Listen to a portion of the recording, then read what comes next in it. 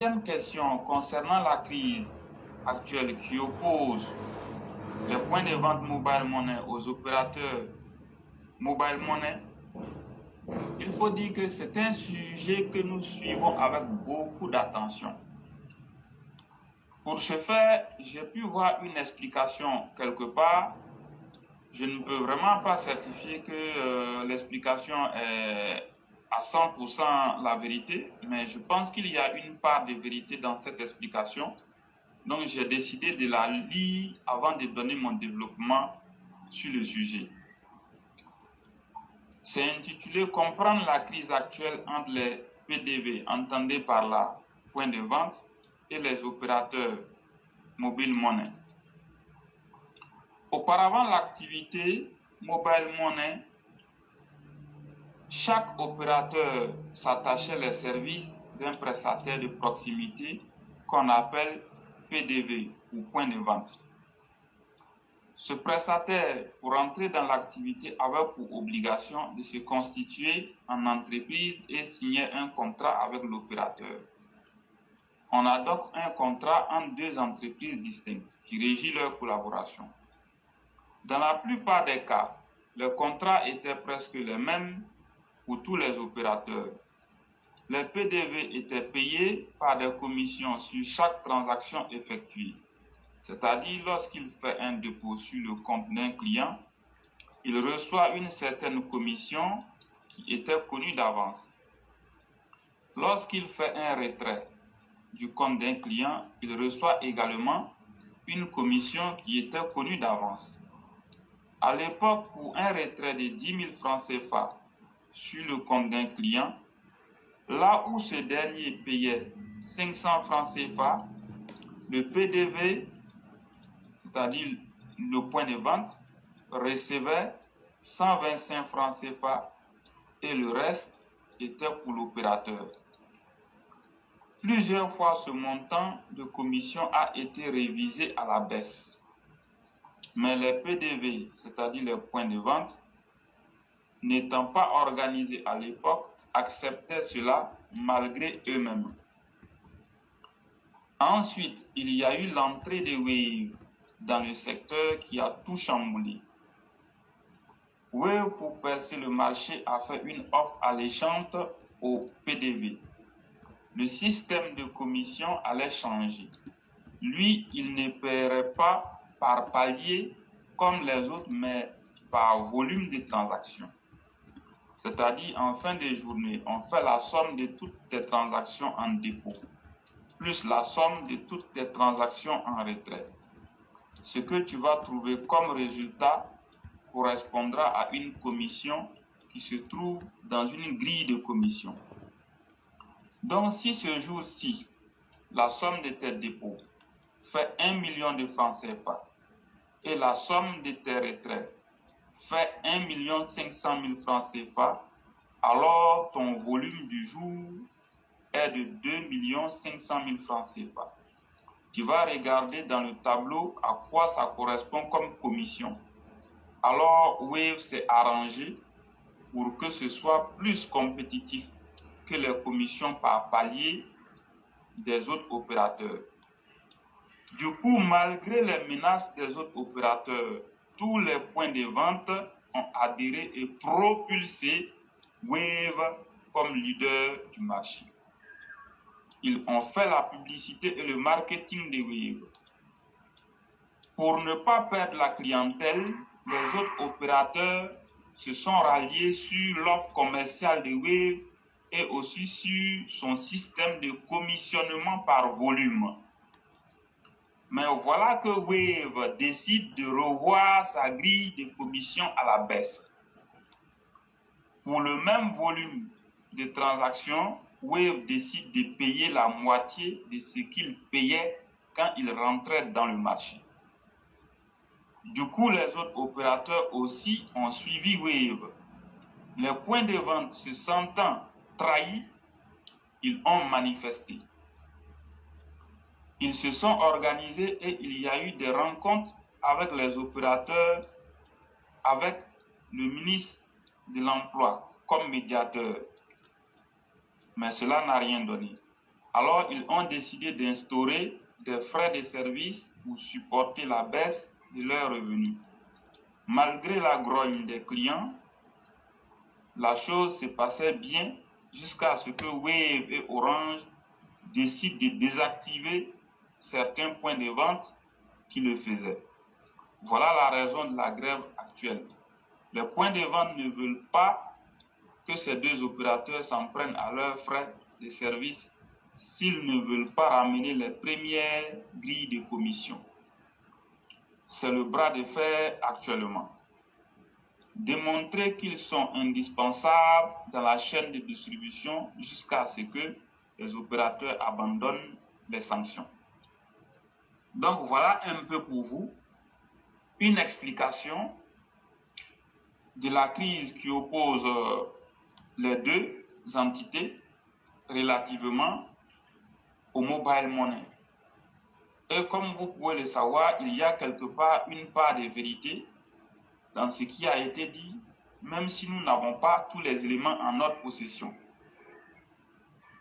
Alors, donc, voilà le problème qui se pose. Aujourd'hui, ce sur quoi je vais m'appesantir, c'est l'aspect humain et social du sujet en question. Voyez-vous, les points de vente mobile money, on en dénomme plusieurs dizaines de milliers en Côte d'Ivoire. Certains parlent de plus de 40 000 points de vente, d'autres parlent de plus de 50 000 points de vente. Donc, quand on regarde très bien, ça veut dire que quelque part, l'activité en question permet à plus de 40 000 jeunes Ivoiriens de travailler et de joindre les deux bouts. Donc, quelque part, si aujourd'hui, il y a une crise qui oppose les points de vente aux opérateurs de téléphonie mobile ou mobile money, nous sommes en droit d'intervenir dans la question pour voir dans quelle mesure le problème peut être résolu de sorte à préserver les emplois. Parce que ce qui m'inquiète beaucoup plus serait la mise au chômage de ces milliers de jeunes. C'est pour cela que nous voulons lancer un appel pressant à l'endroit du gouvernement pour demander au gouvernement de s'impliquer activement dans cette crise pour trouver une issue favorable. Parce que si rien n'est fait, ces milliers de jeunes pourraient se retrouver au chômage. Et si nous en arrivons là, il est clair que les choses pourraient beaucoup plus se compliquer. Déjà, nous ressentons les difficultés sur le terrain. Le fait que les points de vente sont en grève jusqu'au lundi, c'est difficile. Actuellement, c'est difficile de faire une opération, c'est difficile d'avoir de l'argent, c'est difficile même de pouvoir acheter quelque chose. Donc, ça veut dire que ces points de vente-là sont assez essentiels dans la chaîne de distribution. Donc, il est important de regarder attentivement la situation. Quel est le modèle qui pourrait être appliqué de sorte à préserver les emplois de ces jeunes et aussi de faire en sorte que les opérateurs de mobile money, à savoir Orange, MTN, Move et Wave, puissent aussi gagner quelque chose. Parce que nous le disons, en toute chose, il ne faut pas penser à soi-même. Il ne faut pas chercher à avoir trop au détriment des autres. Le business dont on parle tant, il y a business dans de bonnes conditions que lorsque tous ceux qui interviennent dans l'activité y gagnent leur compte. Vous ne pouvez pas faire un business ou bien un commerce ou bien une activité et il y a des gens qui travaillent pour ne rien avoir au détriment des autres. Vous voyez, il y a un problème à ce niveau. Et encore, la question de la menace du chômage dont je viens d'évoquer est assez essentielle. Ce problème, il est crucial. Le mobile money est l'inclusion financière qui correspond aux réalités africaines. Quand vous partez en Occident, aux États-Unis, au Canada, en Europe, là-bas, la carte Visa marche très bien. Vous avez le voucher, vous avez les cartes Visa, vous avez les paiements en ligne, vous avez même les paiements même sans contact sur les terminaux, dans les centres commerciaux. Vous voyez, donc là-bas, les réalités font que lorsque vous avez une Mastercard ou bien une Visa Card, vous n'avez pas de problème. Vous pouvez faire vos achats, vous pouvez faire vos opérations sans problème. Mais ce n'est pas le cas chez nous ici. Chez nous ici, la vision de la banque même a fait que les citoyens même qui s'y connaissent un peu n'ont même pas courage d'aller ouvrir un compte bancaire. Ce n'est pas quelqu'un qui ne sait pas lire et écrire, qui a beaucoup d'argent, qui va aller garder son argent en banque. Le problème est là. Mais quel est le recours? C'est le mobile money. Parce que tout le monde sait utiliser son téléphone, même s'il ne sait pas lire ou écrire. Donc le mobile money a fini par s'imposer comme l'inclusion financière qui convient beaucoup plus aux réalités africaines. Partant de là, lorsque ce secteur d'activité est menacé, nous avons l'obligation d'analyser attentivement la question et d'y apporter des solutions. Je vois d'autres dire que, bon, écoutez, les jeunes qui sont dans les points de vente, si vous ne voulez pas laisser tomber, nous on s'en fout. De toute façon, on peut faire dans les gares, on peut faire à la banque, on peut faire à la station, on peut faire dans les centres commerciaux. Oui, je veux bien qu'on parle comme ça, mais attention le revers de la médaille. Déjà, notre société est minée par beaucoup de fléaux, il ne faut pas en rajouter. Beaucoup de parents ont démissionné de l'éducation de leurs enfants et vous savez ce qui se passe au sein de la société ivoirienne. Ce n'est pas à moi de rappeler cela. Donc, lorsqu'il y a une menace qui plane sur plus de 40 000 jeunes qui pourraient se retrouver au chômage, quelque part, je suis un peu inquiet. Je m'inquiète et je voudrais demander à l'autorité compétente d'intervenir. Il est important que l'autorité compétente intervienne pour résoudre ce problème. Le ministre de l'Emploi, il est intervenu pour trouver une solution. Mais la solution n'a pas été acceptée. Certainement, c'est pour cela qu'il y a encore des tensions entre les deux entités. Donc, ce que nous pouvons demander, il faut que la primature, à travers le Premier ministre, s'implique activement dans la résolution de ce problème. Il est important de résoudre ce problème à sa juste valeur. Il faut regarder attentivement ce qui se passe. Les opérateurs MTN, Orange et autres font la vente des unités. Ça, c'est à l'origine de leur première activité. Ils y gagnent leur compte. Il y a la vente de l'Internet, des unités Internet. Ils y gagnent leur compte. Il y a aussi le mobile money, qui est en réalité une banque qui ne dit pas son nom.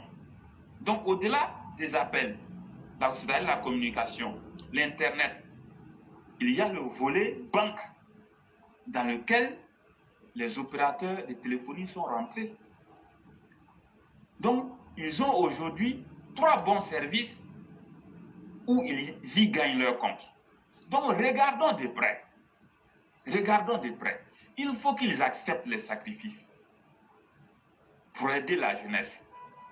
Il faut que les opérateurs acceptent les sacrifices pour aider la jeunesse. S'il faut faire des concessions, il faut aller à des concessions. Parce que je le dis, le business, le commerce, si vous faites une activité, que vous pensez uniquement qu'à vous seul, il y a un problème. Il y a des gens qui travaillent pour vous. La preuve, aujourd'hui, l'activité est dérangée à 90%. Même si je vois des gens faire des publicités, comme quoi on peut aller à la station, ou bien dans un centre commercial, ou bien dans une banque. Croyez-moi, dans les quartiers reculés, il y a combien de stations dans les quartiers reculés? Il y a combien de centres commerciaux adaptés à ce type de services mobile money dans les quartiers reculés? Il y a combien de gares de transport adaptés à ces services que nous connaissons? Il y a combien de banques qui sont proches des populations. Il y a un problème, il y a un réel problème. Il ne faut pas prendre ce problème à la légère, il ne faut pas prendre parti comme ça rapidement parce que ça nous arrange, mais il faut mettre toutes les éventualités sur la table. Il faut regarder au cas par cas. La preuve, aujourd'hui, les points de vente sont en grève, il y a une crise. On ne peut pas faire des retraits, on ne peut pas envoyer d'argent aux parents, on ne peut rien faire. Les points de vente représentent l'inclusion financière en réalité. Parce que partout où vous passez, vous trouvez des points de vente. Moi, j'ai parcouru dans une ville aujourd'hui, je n'ai pas pu trouver un endroit pour faire mon opération. Ils sont tous fâchés. Quelque part, nous devons analyser attentivement la question et dire qu'il est important de préserver les emplois. La préservation des emplois est primordiale. Donc, il faut que le Premier ministre se saisisse de ce dossier pour convoquer en urgence Orange, MTN, Wave, Move, pour discuter avec eux franchement et leur demander de faire des concessions pour préserver les emplois, de sorte à permettre aux jeunes qui exercent dans ce secteur d'activité d'aussi gagner leur pain. C'est mieux que d'aller être agresseur ou bien de voler ou bien d'arnaquer ou bien de faire des choses qui ne sont pas catholiques. Nous sommes pour la préservation des emplois, donc nous souhaitons vivement que le Premier ministre s'implique pour échanger avec les opérateurs de téléphonie pour trouver des solutions appropriées qui vont arranger tout le monde. Surtout, il faut penser à préserver les emplois, c'est très important. Donc voilà ce que je voulais dire. Au point de vente, de transfert d'argent. Effectivement, votre perspective, votre approche est totalement normale et louable. Mais seulement que moi aussi j'aimerais, puisque c'est ça la beauté de notre plateforme, Oui. on avance toujours dans la contradiction avec les preuves, mais la bonne manière. Oui. Moi, je voyais la chose sous un autre aspect. Voyez-vous, Oui. les 40 000 personnes sont nos frères, sont nos parents. Et dire qu'ils vont perdre leur gagne-pain n'est pas chose intéressante. Mais nous sommes dans un domaine que vous maîtrisez bien. La technologie est tellement évolutive. La technologie évolue tellement vite que vous-même qui êtes un scientifique, vous savez très bien que ce qui est une vérité aujourd'hui n'est pas une vérité après-demain, encore moins dans 2 ans. Effectivement. Regardez comment l'Internet a évolué. Regardez comment le téléphone, des premiers moments jusqu'à aujourd'hui, regardez comment des fois les choses sont devenues. Ce qui coûtait 50 000, la puce est devenue aujourd'hui cadeau. Aujourd'hui, l'Internet, par exemple, même les prix que Orange fait aujourd'hui, Orange sera obligé de les diminuer. Oui. Parce que le monde évolue et les compétiteurs et les opportunités vont s'ouvrir. Et c'est ça le monde de la technologie. Moi, je privilégie, sans toutefois occulter la réalité de ce que vous avez dit, je suis totalement d'accord. Le consommateur final représente au moins, je dirais, près de 26 millions d'Ivoiriens. Est-ce que si aujourd'hui Orange ou bien ces compagnies qui offrent ces services-là, et si aujourd'hui elles décidaient de se séparer de ces points de vente, ces frères auraient perdu leur boulot. Ça, c'est une éventualité. Et si, par un concours de circonstances, ceux qui sont les représentants dans ces points de vente-là, il arrivait que la situation change et que la technologie est arrivée à un niveau où Orange se dit, je peux prendre les choses sous mes ailes et évoluer, vous auriez vu que ces frères seront toujours dans la même situation. Effectivement. Ce que moi je proposerais, et ce que d'abord dans un premier temps je n'ai pas aimé chez ceux qui font ces points de vente, c'est qu'ils ont eu une approche par anticipation ils ont volé le peuple. Ça, c'est clair. En prélevant des taxes sauvages sur le peuple, moi, je ne leur pardonnerai jamais cela. Ils se sont mis dans l'illégalité. Et moi, voilà où moi, je commence ma logique. Ce sont des frères, tout. Mais si chaque corporation devait prélever des taxes sur les citoyens, ça fait quoi dans la cité? Donc, ils n'ont pas pensé au bien-être de nos parents. Eux, ils ne voient qu'une seule chose, ce qu'eux vont gagner sur le reste des Ivoiriens. Alors que vous êtes 40 000. Si on enlève 40 dans presque 27 millions de population, 28 millions de population, c'est une minorité. Mais à partir du moment où vous vous inscrivez dans l'illégalité, sachez que ceux qui veulent rester du côté de la loi vont vous combattre, c'est-à-dire la majorité des Ivoiriens. Et moi, c'est sur cette perspective-là que je vois mon analyse. Que eux puissent accepter dans un premier temps de dire à ces compagnies de se constituer en un syndicat et poser les problèmes. Je crois que la compagnie n'avait autre choix que de discuter avec. Mais quand vous voyez Orange et les autres compagnies dire ne payez pas les 100 francs, mais eux prélèvent les 100 francs, aujourd'hui c'est 100 francs, mais demain ça va devenir 1000 francs. C'est pas normal. Et c'est ça qui est moi mon inquiétude. Et c'est pourquoi moi je dis, ces frères-là, nous sommes compatissants de leur situation, mais seulement s'ils étaient restés dans le droit. Oui. Et donc, il faut que eux-mêmes d'abord changent. Et puis en plus, comme tu viens de l'évoquer, s'ils étaient soucieux du bien-être des populations, cette grève-là, ils l'auraient fait de façon située dans le temps. Et une fois qu'ils ont atteint leurs objectifs, ils arrêtent et ils essayent de voir si on peut avoir une négociation. Mais tant qu'eux vont allonger la grève, les opérateurs aussi vont se dire, mais ceux avec qui on est en train de faire ce bras-là, ce n'est pas des gens sérieux. C'est-à-dire qu'un jour, ils peuvent nous abandonner. Oui. Et aujourd'hui, ça va convaincre les grands décideurs, c'est-à-dire les compagnies de téléphonie, à dire, bon, en réalité, ce n'est pas des gens sérieux, donc il faut développer des points mobiles, etc. Eux aussi, ça va leur donner des idées parce que c'est beaucoup d'argent qu'ils ont mis dans cette technologie-là pour pouvoir la développer. Effectivement. Et donc, il faut que ces frères-là tiennent compte de ces réalités. Et donc, ce que j'allais ajouter en plus de ce que tu as dit, il faut que ces frères-là s'adaptent. C'est important. Le monde même ne fonctionne pas selon ce que nous souhaitons, ce que nous voulons. Le monde s'impose à nous avec les réalités qui viennent. Et ça, aujourd'hui, là, si hier les gens ne pouvaient pas payer des puces, si hier, les premières fois où on partait en cabine, on payait 1000 francs par minute, les temps ont changé.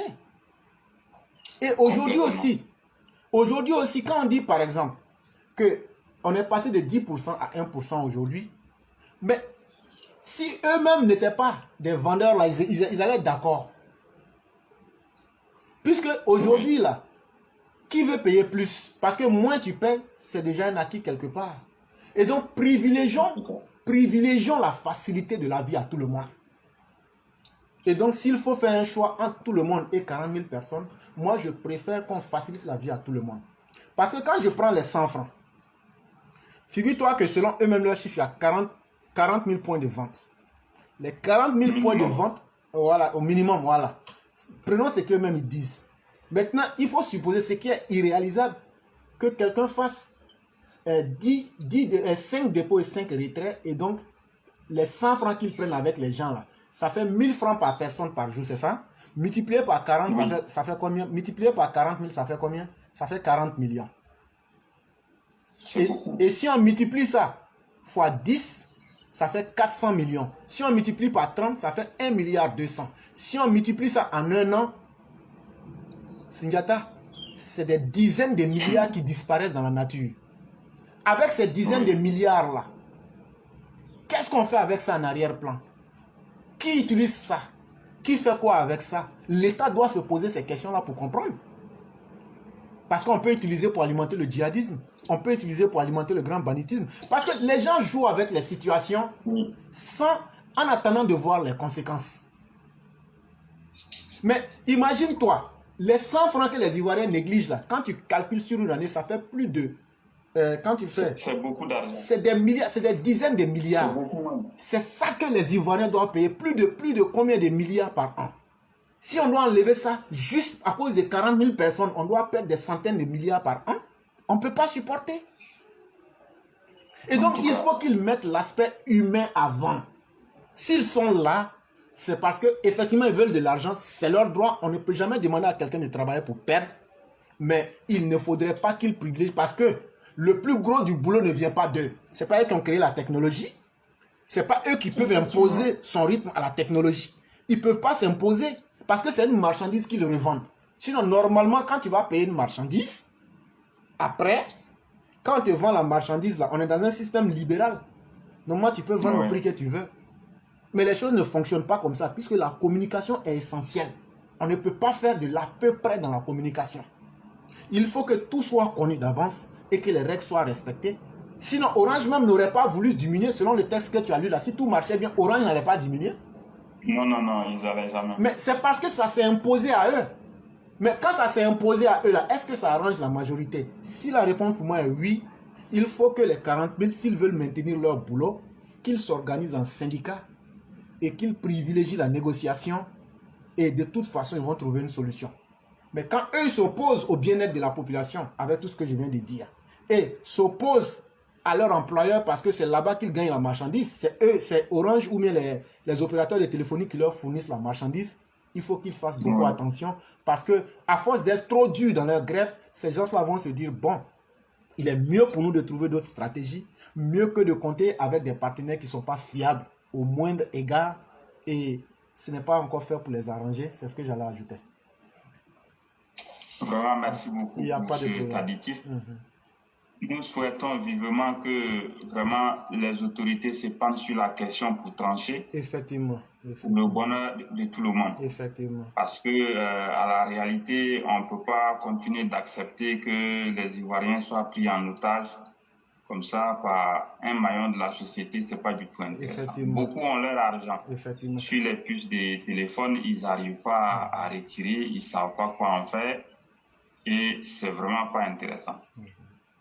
J'étais en train de chercher un document, malheureusement, que je ne retrouve pas aujourd'hui. C'est vraiment pas facile pour moi. Il n'y a pas de problème, c'est pas facile. Donc, vraiment, si j'avais eu ce document, ça nous aurait beaucoup aidé sur la question des taxis communaux et le transport communal dans la ville de Pau. Malheureusement, je ne retrouve pas. Non, mais je peux ça, je cherchais comme ça, et puis bon, quelques rares fois, les vidéos là venaient là. J'ai dû diminuer. Il n'y a pas de son pour chercher, mais malheureusement, je ne trouve toujours pas. Il n'y a pas de problème. Donc, vous passez une excellente soirée. Merci beaucoup. Il n'y a pas de problème. On va dire excellente soirée à tous et à demain. Merci beaucoup et bien des choses à toute la famille. Oui. Merci beaucoup.